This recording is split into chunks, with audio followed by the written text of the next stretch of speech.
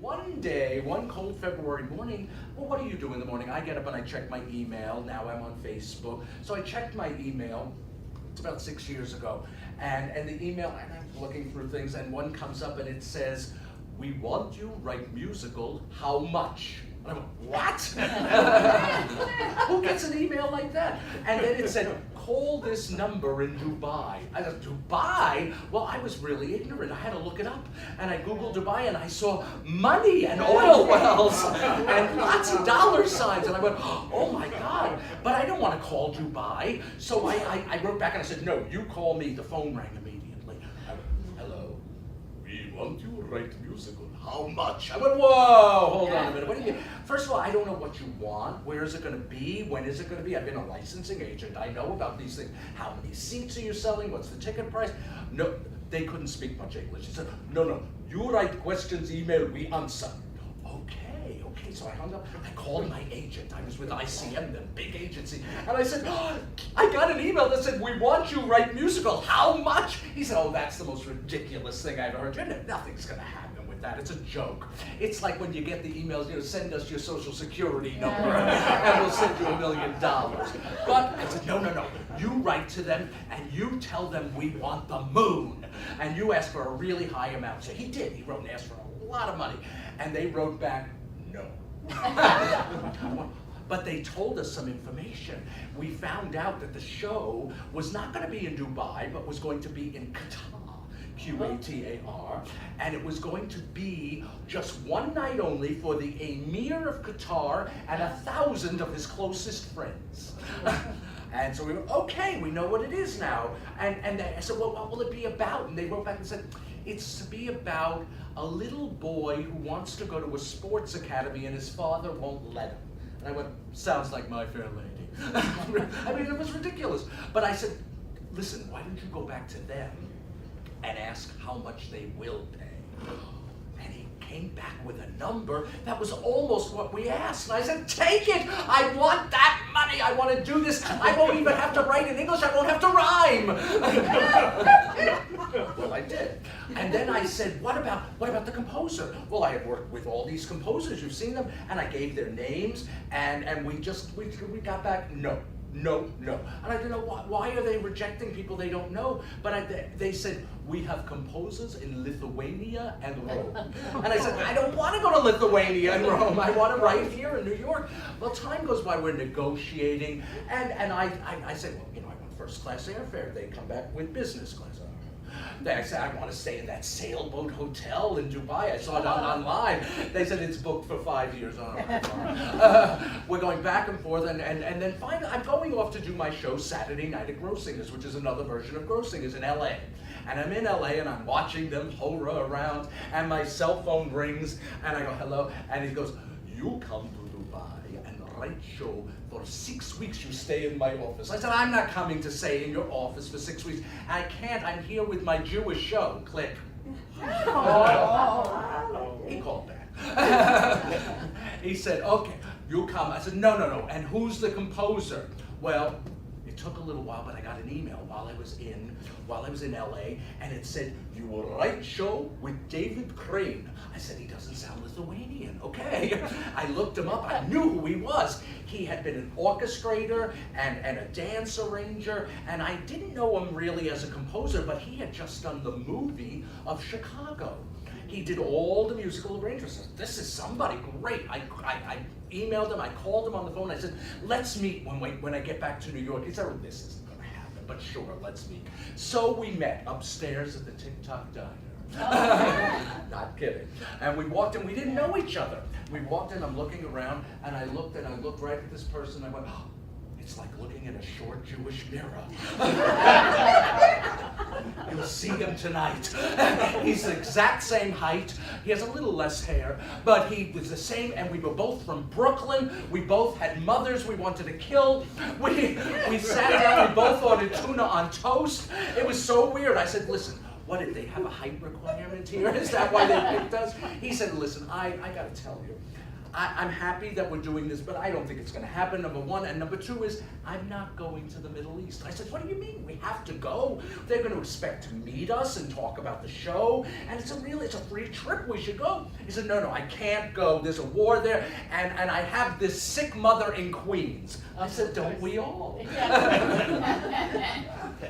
He said, no, you don't understand my mother. I said, well, tell me. He said, listen, he's a musical director. He said, I was going to play on a cruise ship for Cheetah Rivera. Another thing we had in common, Cheetah Rivera. He said, but my mother, I went to her and I said, I'm going to play on a cruise ship for Cheetah Rivera. She said, no, you can't go. I've seen the Poseidon Adventure. She paid him not to go on the cruise. Oh. I said, could she pay me not to go to the Middle East? No, she's not rich enough. So I said, but we have to figure something out. He finally, by the time we finished our tuna, he said, I'll tell my mother we're doing the show in Paris. And he did, and she went to her grave thinking we went to Paris. He came back from the Middle East and brought her a chocolate Eiffel Tower at Bouchon on Fifth Avenue. She said, how come it didn't melt? I told my mother in Brooklyn, I'm going to the Middle East. She said, bring me back some sand. She didn't care. So anyway, meanwhile, we're still negotiating, but at least I got him to agree to go somewhere. And finally, one Friday afternoon, we both get emails, and it kind of very curt and rude. And it's like, you sign this contract now or it's over. I said, David, we have to do it. We have to. The money it was going to come in 3 payments. One on signing, one on delivery of the show, and one on the opening night. Now the whole opening night was going to be 9 months from then, so it was. I thought, this is fantastic. We have to do this. So he said, okay. We signed the contract. We faxed it off to them, and the next email said, you are booked on Emirates Air Flight 251 tomorrow. We packed. We didn't know what to pack because it was April here, and I thought, what's it going to be there? And so we got on. Well, let me tell you, if you have a chance to fly on Emirates, do it. Yeah. It was so spectacular. And business class was really called Sultan Supreme. It was, the stewardesses were massaging my feet. We were getting every kind of wine. We had 40,000 movies to watch. Well, it better be. It's 13 hours in the air. And we got to know each other on this flight. We decided we would write another show called about Jewish strangers on a train. He'd kill my mother, I'd kill his. We were having a grand old time. We didn't sleep at all. We looked out and there was the Nile. I thought, we're going to fly off the edge of the earth. We finally got to Dubai, and there was nobody there at the airport to greet us. And it was the middle of the night, and it was very hot. Even though there was air conditioning, it was 140 outside. And we just sort of, okay. And we went up to immigration, and there was a sign that said, no entry with Israeli passports. And I went, we're not in Kansas anymore. But we didn't know what to do. And we waited, we called the hotel, they didn't know about us. It was like a big trick. And I thought, well, they spent all this money to get us here for what? And then finally, an hour passed, and we were gonna get on a plane again and go back. And an hour passed, and somebody came and picked us up. No explanation, no apology. We found our first rule of the Middle East. Time doesn't rule the Middle East. The Middle East rules time. And they drove us to our lovely hotel. I looked in the bathroom and I said, David, there's a pool in here. It was incredible, the biggest tub I ever saw. It was not the 8-star hotel, it was only 6. It was fantastic. In the morning, they picked us up and took us to the producer's office in Media City, which is where things like CNN were and everything. And we thought, well, we're going to go to this fancy producer's office. We go up a few stairs, and we're in this kind of a dumpy little office, and in comes the producer who we've never met, a big fat Egyptian baby Huey type, and he goes, hello, welcome to Dubai. And that's it, no more English. That's all, but he had hired a translator, an 18-year-old Lebanese valley girl. And he said, I have big breasts. She came on to me immediately. She goes, okay, he say, welcome to Dubai. I said, it's going to be a long Then she tells us, you'll get 3 meals a day, soft drinks, no alcoholic beverages, and free internet, but no dirty websites. Oh, okay. So she then said, then we sit down and we just sort of look at each other. We drink cups of Egyptian coffee, which is the kind where you can take it and go like this and it doesn't come out of the out of the cup. And we just sort of, and then out of nowhere, the doors opened, and I swear to you, smoke came and music came, and in comes this big, tall man in full Lawrence of Arabia-like garb, and he comes in and he stands there. We go, oh my God, look at him, you know. And he takes out his cell phone, and he shows us pictures, and they're pictures of him with an Uzi. Pictures of him blowing up airplanes. And I said, David, he's a terrorist. Let's get out of here. She says, no, silly, he big movie star. He was the Sylvester Stallone of Qatar.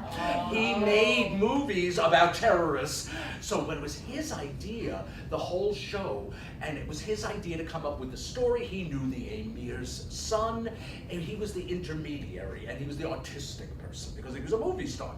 And so he spoke even less English. So she was translating, and so I decided I'm going to put on my librettist hat and figure out, all right, now by now the story has changed from the kid and going to the sports academy to a story about a sultan's son who is very spoiled and is locked in a palace and only wants one thing, a star in the sky. I went, well, that's a little better. It's kind of, yeah, but I didn't quite understand what period it was in. I didn't know if we had sultans and their sons anymore. I didn't know what he wanted. So I said, okay, let me ask this question. Why is he locked in the palace? Translator. She says, okay. She goes up and goes, he goes,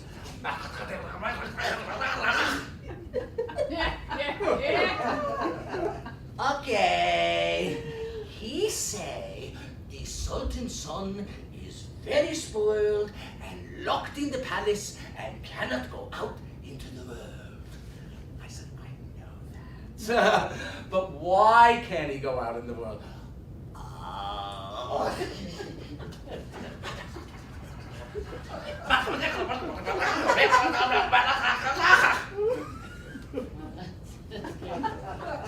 Okay, you had nice biceps. He say the Sultan's son is locked in the palace, is very spoiled, and cannot go out into the world.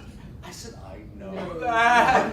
But why can't he go? I mean, is there a law? Did he go to one of the dirty websites on the internet? Why can't he go out?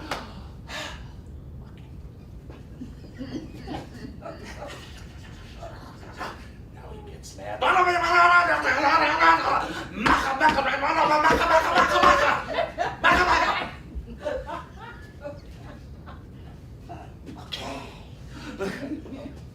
Okay. He say, this Sultan is very small, they gotta go out in the palace and is locked in the world.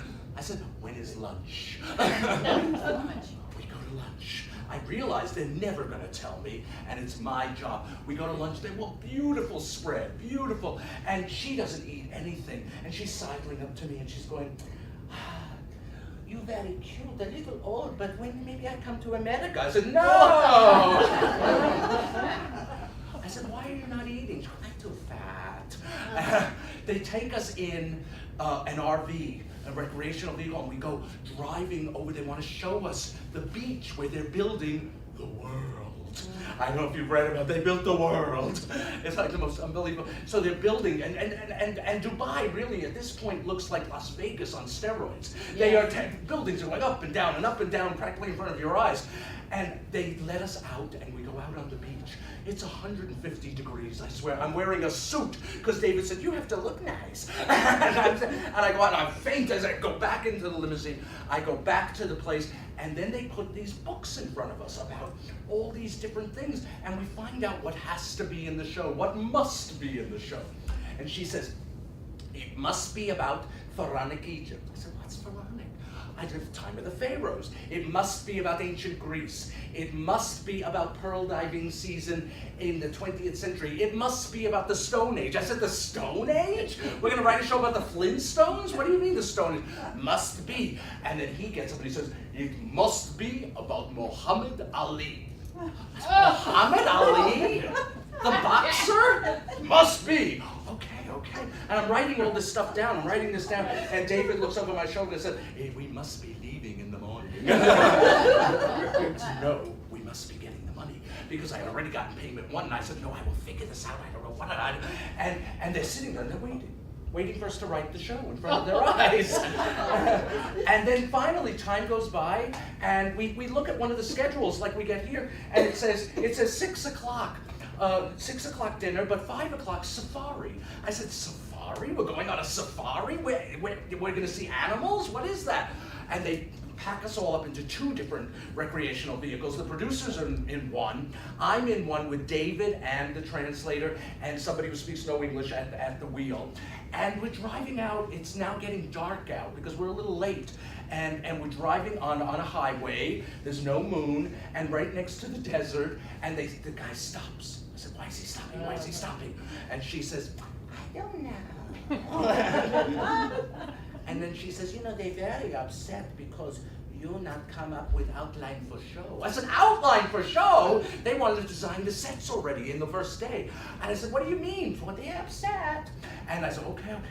And then he gets out of the car, the driver, and he goes over to the wheels, and he starts taking the air out of each tire. I said, what is he doing? What is he doing? I don't know. I said, he gets back in, and the air is out. And where are we going? He drives up into the desert, and we start driving at 100 miles an hour up and down 20-story sand dunes that like this and going around, and I'm going, ah! She said, you're such a baby. This is fun. I said, this is not fun. David said, I don't think it's our time that we're going to die. I said, it is our time. I said, they didn't get the outline and they're going to kill us. And this is the way to do it. And we're going up and we get stuck at the top of a sand dune and the car is hanging off like this. He gets out with a shovel and gets out and it's pitch black and there's no light. And I'm going, this is it. Finally, it stops after an hour. I'm nauseous. I'm throwing up practically in the back seat. She's sidling up to me, holding onto my biceps. It was crazy. And then he drove out deeper into the desert. I said, well, now they're going to kill us. They just scared us. But no, we get to an embankment and they're serving dinner and there are belly dancers dancing and there are these British tourists and there's a camel. You could do a camel ride. So I sat down and I started to eat the roast yak, I think it was, or camel stew, 1 hump or 2. And she's sidling up to me, talking about coming to America again. And I said, David, we're getting up on that camel and we're riding off. But we got up on the camel and we got a photo op. I said, this is it. If we're going to die tonight, we're going to have this photo. We have that photo of us on a camel. We went back to our hotel. What the hell was that day? The next day, they flew us to Qatar. Now, Qatar is 1 hour away from Dubai, but time goes back 1 hour, so you really never went anywhere. And we got there to see where they were going to have the show. And the show was going to be in the largest domed soccer stadium in the world. They were building a football field. And I looked at this thing and I said, oh my God, this is so huge. How can we do a show in this? I said to the producer, how many characters do you want? He went, 8 or 900. 8 or 900? He said, you may have 20 camels, 6 Arabian stallions, and 14 falcons. I said, falcons? We're going to have falcons in a musical? What am I going to do with them? Yeah. They're going to peck people's eyes out? They don't sing and dance, falcons. They're hard to teach. Fine, wonderful. I'm going, how am I going to do this? Meanwhile, we go back to we've gone swimming in the Persian Gulf in between. I said, we're going to swim in the Persian Gulf, David. He cut his foot, but I loved it. I think, I'm in the Middle East. This is crazy. We're at a hotel, and I said, okay, we're leaving tomorrow. I have to give them some idea of what this show is going to be like. He said, how are you going to do that? This is crazy. I said, listen to me. I'm going to do a tap dance.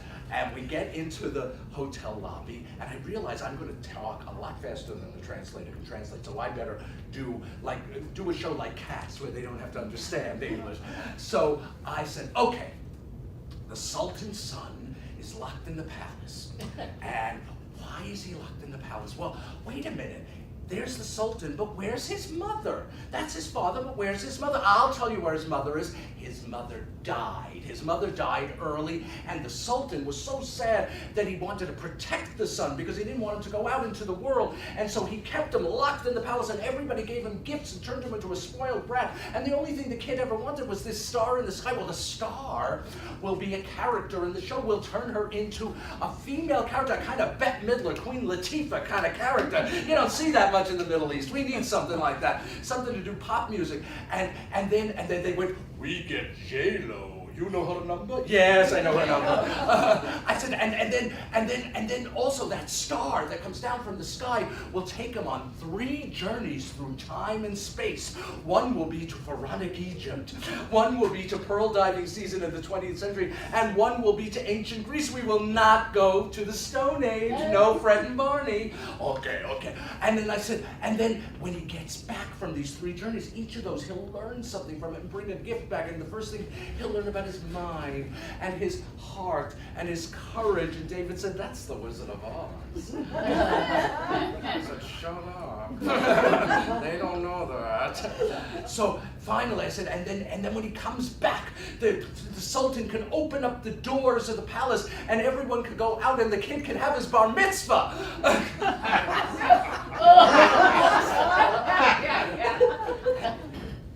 The movie star picked himself up. And I said, what do you say? He goes, I say, do whatever you want. Do whatever we want, but do it in 6 weeks. 6 weeks? It takes a year to write a musical, but okay, fine, 6 weeks. That means at the end of that 6 weeks, I'm getting this much money. Okay, great, we'll do it. We fly back home. Meanwhile, I'm writing Marnie Nixon's book. I'm riding my bicycle up to her house and writing about My Fair Lady, and at the same time thinking about, what am I going to do in Pharaonic Egypt? How am I going to do that? And I decided, well, even though I came up with these ideas, I had to have plots. They were little one-act things. So in Pharaonic Egypt, I figured, well, he'll meet young King Tut, and he'll become friends with him, and it'll teach him about his heart. And in ancient Greece, I had written a musical called Rock Odyssey, about the Odyssey. We'll bring on the Cyclops. We need something big. It's a big stage. We brought on this big Cyclops thing. And for pearl diving season, I thought I was watching an Esther Williams movie, and I thought, an underworld of pearl diving ballet. And so we were going to, anything I wrote, they were going to do. And so I wrote that, and I wrote the show, and we finished it in 5 weeks. Wow. The weird thing was, I didn't care when I started it what the music would be like, and it was good. He was a really, really good composer. And every day it got better, and I said, we're writing something good here, not just for the money. And we did it, and we sent off the show in 5 weeks. We rested at the 6th week. And they wrote back and said, congratulations, our baby is born. And now you will come to London to sing for us the score. London, I love London. But this was now, we were planning to go to London 2 days after the tube and bus bombing that happened 6 years ago. Remember that one? Well, they were there. And I said to David, wait a minute, they're there, and you don't think that? He's like, no. They may be stupid, incompetent theatrical producers, but they're not killers. For that, they'd have to be movie producers. So we got there. Now, this time we didn't go on Emirates. This time we were on Air India. Lots of curry. They came around with the wines, and the choice of wines is red and curry.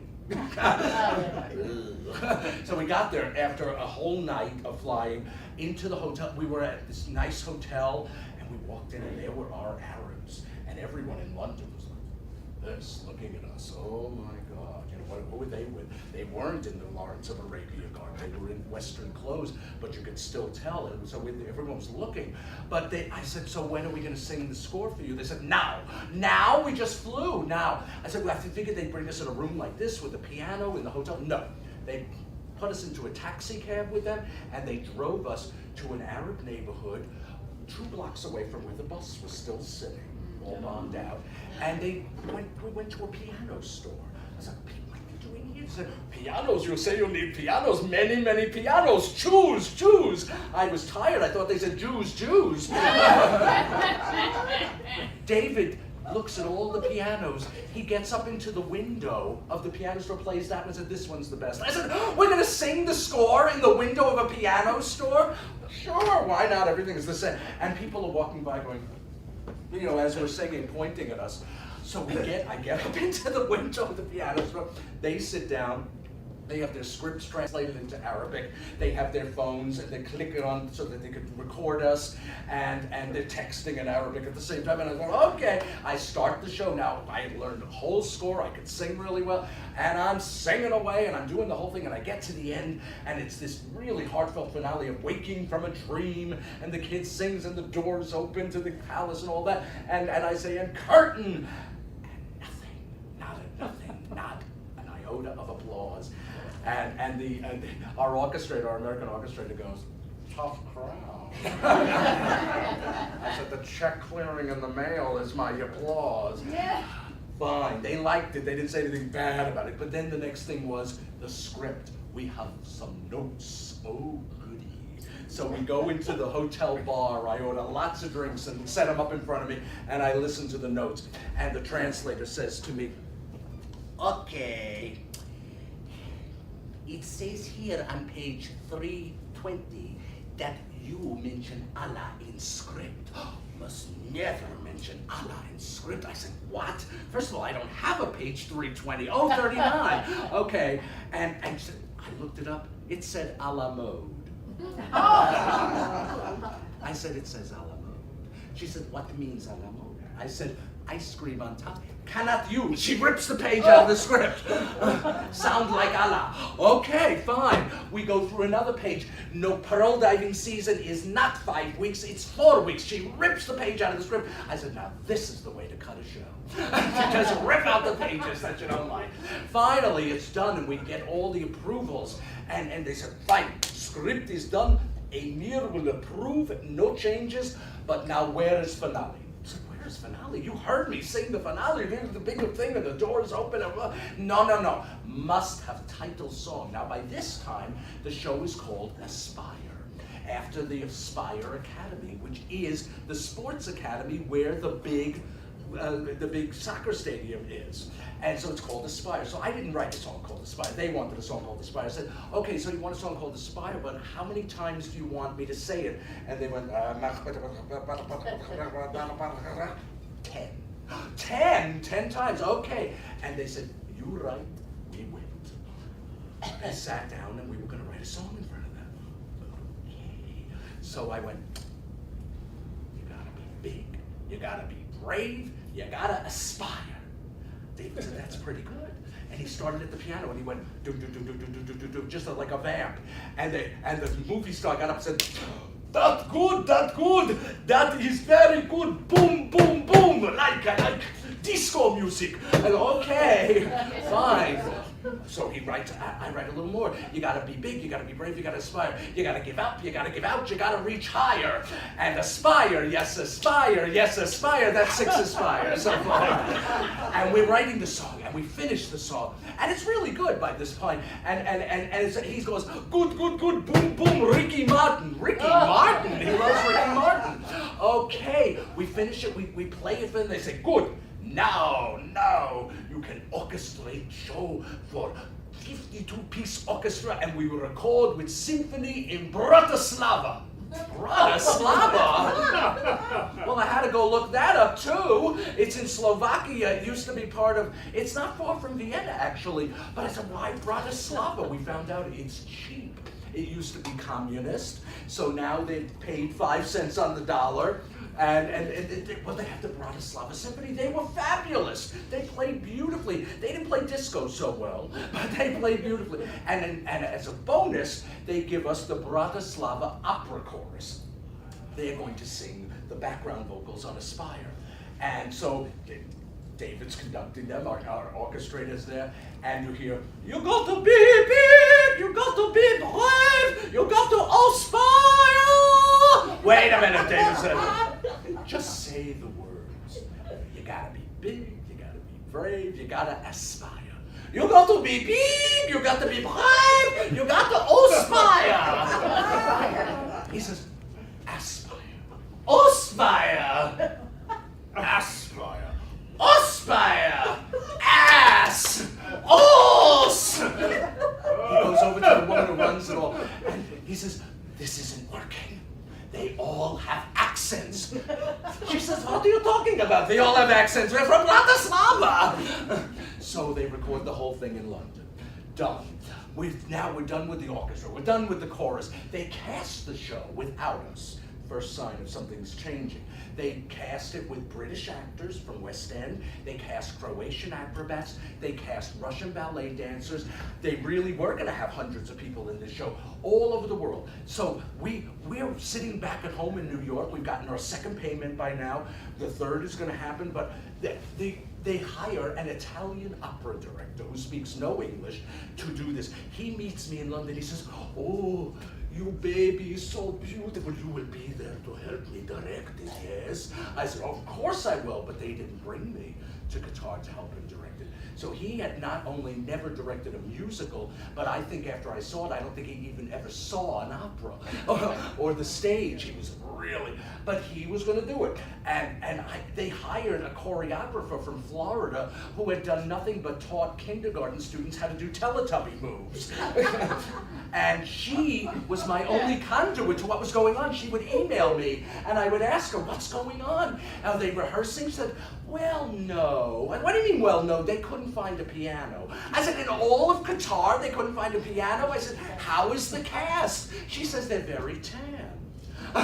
They were by the pool. I would get pictures of them laying there. I didn't know what was going to happen, and of course I wasn't being invited to help.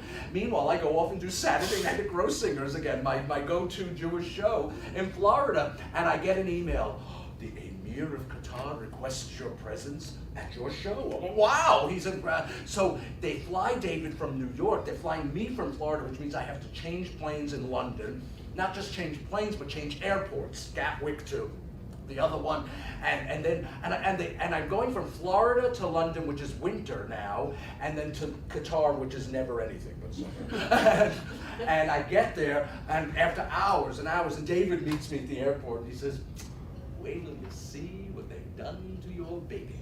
I said, "Oh, what? How bad could it be?" He said, "Wait, just wait. Oh, it's going to be fine. I'm an eternal optimist." And we get there to the theater. Now they've built, this stadium is all built, and they basically cut it in half and turned it into a theater. It was the biggest stage. It was like Radio City, and the sets were like out of the Met. Well, the sets were designed by the Italian opera director. He did costumes, sets, direction, and choreography. He was a package deal. They got him cheap. But they were huge. It was like Aida. And I had, everything I wrote was on that stage. So I wrote that a little toy sailboat would turn into a big sailboat. That's a movie thing. They built every size sailboat so that they could take it on and off and make it change. They didn't know how they were going to do it, but they built them. And they were little, they said, we sent to China to build. There were many Chinese people built sets. Many, so I get there, and the Italian director says, "Come with me, I want to show you the scenery I designed." And he says, this is the palace at Memphis, just as you describe in your beautiful libretto. I said, "Oh, wow, that's really big." He says, "Thank you." I said, "But how are you going to get it on and off the stage?" He said, "Well, would you please write some more dialogue so I could keep it on the stage longer?" I said, "No. It's all part of a musical montage, and the music is pre-recorded." He goes, "Candy set!"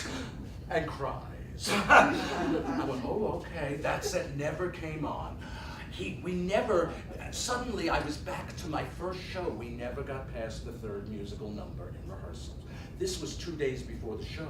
There's flying, and there's fire eating, and acrobats and ballet dancers doing Teletubby moves. And it's the night before the show. I said to David, "What's going to happen tomorrow? We've never seen anything past the third number. What's the Emir going to do?" He said, "Kill us." So I asked the producer, "How will we know if the Emir likes it?" He says, "You will know when you wake up." I said, oh, great. So we get all dressed up. We're going to go to the show. Now, by this point, we have not gotten our final payment. So David was wise enough to become friendly with the American ambassador to Qatar, who was a Bush appointee from Houston. Great guy who loved musical theater. He would ask me questions like, do you think I should buy the album of Goldilocks? I said, sure, it's Elaine Stritch. And he brought his daughter to the show, and he introduced us to all the foreign dignitaries, because those 1,000 friends were all the ambassadors from all over. And the French ambassador, the Japanese ambassador, the Chinese, and they all said, it will be in English? I said, yes. They were afraid to see a whole show in Arabic. They understood English better. And the French ambassador was lovely to me, and he sits down next to me, but meanwhile, we can't start because the emir hasn't showed up yet. No emir, no show. The emir, an hour into it, comes in with he's a big fat baby Huey guy too, comes in with his gorgeous willowy wife, and they sit down in these throne-like seats. David and I are sitting down behind them in other thrones looking like this. We don't get introduced. There are pictures of us just sort of looking at them. The show can start now. And I just sat there and I crossed myself the wrong way, like a good Jewish boy. And I said, this is it. And it starts, and it didn't stop. I thought it was going to stop. It lurched and lumbered a little bit, but the music kept going because it was pre-recorded, so they couldn't really stop. So the star in the sky is flying in from the back of the theater on a wire, but she's flying in so slowly that by the time she gets to the stage, her scene is over. And then there are two. Now, we never had Muhammad Ali in the show. We had two other sports figures, Zinedine Zidane and Carl Lewis. Now, I didn't know who Zinedine Zidane was. Does anybody else know who he was? Okay, thank you. Soccer. Well, but they would say to me, you must use Zinedine. I go, who? I'd look it up on the internet. You couldn't find it. I finally found a sports fan, and he told me, oh, thank God, I know who it is now. So they had to be in the show. I didn't know how I was going to get them in the show. They couldn't be in Pharaonic Egypt. So I had him sort of whirled into the future at one point, and they flew in, but they never flew down. They stayed hanging up in the sky because they never got them down off the wires. And so they did their musical numbers with up there, one with a football, and it was very funny. And I thought, David said to me, did you write this? I said, I don't know. Whoever wrote it. And then at one point there was something we didn't write. Out come these real Qataris, and they do a traditional Qatari rope pulling dance, which consists of